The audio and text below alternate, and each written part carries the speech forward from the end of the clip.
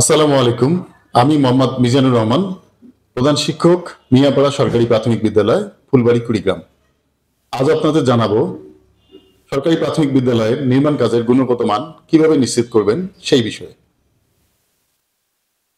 বিগত 7 বছরে আমাদের বিদ্যালয়ে একটি দ্বিতল ভবন, ওয়াশ ব্লক, প্রধান শিক্ষক কক্ষ, হ্যান্ড ওয়াশিং স্টেশন নির্মাণ এবং মেজর মেইনটেনেন্স কাজ সম্পাদিত হয়েছে। প্রত্যেকটি নির্মাণ কাজ শুরুর পূর্বে এসএমসি ও প্রকৌশল বিভাগের সহযোগিতায় আমরা স্থান নির্বাচন চূড়ান্ত করেছি। এই ক্ষেত্রে বিদ্যালয়ের ভবিষ্যতে আর কি স্থাপনা নির্মাণ হতে পারে এবং সেই স্থাপনার জন্য কোন জায়গাটি উপযুক্ত তা বিবেচনায় নিয়ে আমরা স্থান নির্বাচন চূড়ান্ত করেছিলাম। এরপর সয়েল টেস্ট, লেআউট সম্পন্নের পর নির্মাণ কাজের ড্রয়িং, ডিজাইন এবং প্রাক্কলন বই আকারে সংগ্রহ করেছি।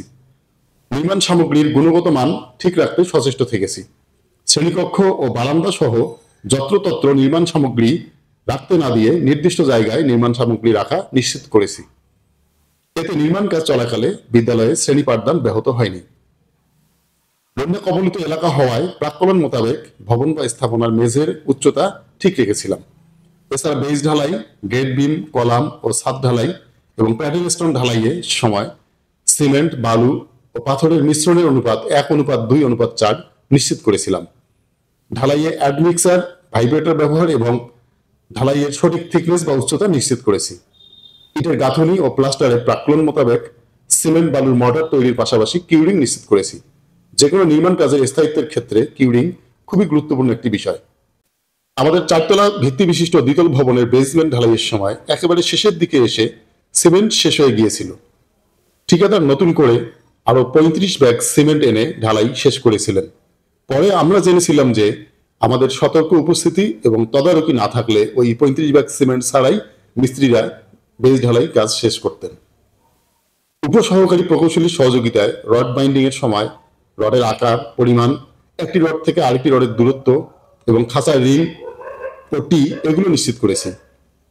বৈদ্যুতিক ওয়্যারিং এর ক্ষেত্রে তার, switch, gang switch, board, regulator, bulb, fan এবং সার্কিট ব্রেকারের মান ও সংখ্যা নিশ্চিত করেছি। প্রাক্কলন মোতাবেক ভবনের বাইরের দেয়ালে ওয়েদার কোট এবং ভেতরে প্লাস্টিক পেইন্ট ব্যবহার নিশ্চিত করেছি।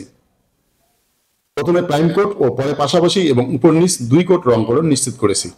রংকরণের পূর্বে শিরিষ কাগজ দিয়ে প্লাস্টার ঠিকমতো ঘষা এবং সিলার ও লাইন পাট্টি ব্যবহার নিশ্চিত করেছি। আমাদের বিদ্যালয়ে 7 লক্ষ টাকা ব্যয়ে মেজর মেইনটেনেন্সের কাজ সম্পাদিত হয়েছিল। এর আওতায় 2টি আধা ভাঙা ভবনের টিনের চাল পরিবর্তন করা হয়েছিল। প্রাক্কলনে 46 মিলিমিটার টিন থাকলেও ঠিকাদার নিম্নমানের কালার কোটেড টিন সরবরাহ করেছিলেন।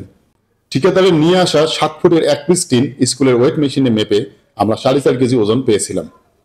হিসাব করে দেখা যায় এতে 1 বান্ডিল টিনের ওজন 45 কেজি হয়, অথচ প্রাক্কলনে তা 62 থেকে 65 কেজি উল্লেখ ছিল। বিষয়টি উপজেলা প্রকৌশলী মহোদয়কে অবহিত করি। পরে উপসহকারী প্রকৌশলী এসে টিনের থিকনেস মেপে 32 মিলিমিটার পেয়েছিলেন। ঠিকাদার অত্যন্ত প্রভাবশালী হওয়ার পরও সরবরাহকৃত নিম্নমানের টিন ফেরত নিয়ে নির্ধারিত মানের 46 মিলিমিটার টিন লাগাতে বাধ্য হয়েছিলেন।